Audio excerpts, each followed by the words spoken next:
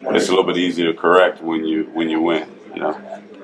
Have you been conscious how you've used him so far early in the season? Last year he was banged up a little bit. He had some ups and downs a little bit, or is it just the way the games have gone? No, just the way the games have gone.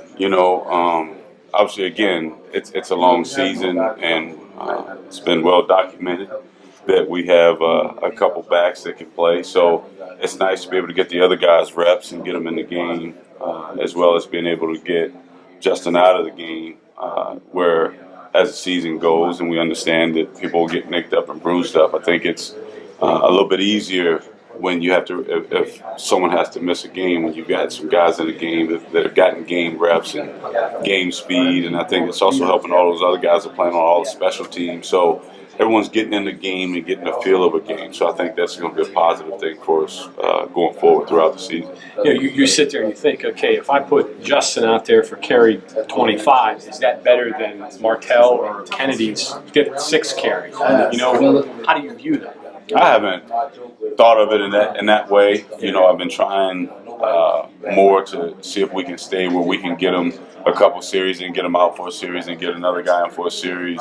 And then we've told them that if you're in a series and it gets to be a long series and you need a blow, you can tap yourself out, you can put yourself back in. And again, go back to what I've said all along, it's been a pretty selfless group. So I think there was one time when Pettaway caught a ball the other day, the one ball he caught, he was running. You look at the sideline view, and Crawford's the one out on the white where he shouldn't be jumping up and down cheering for Pettaway. So those are great things to see as a coach.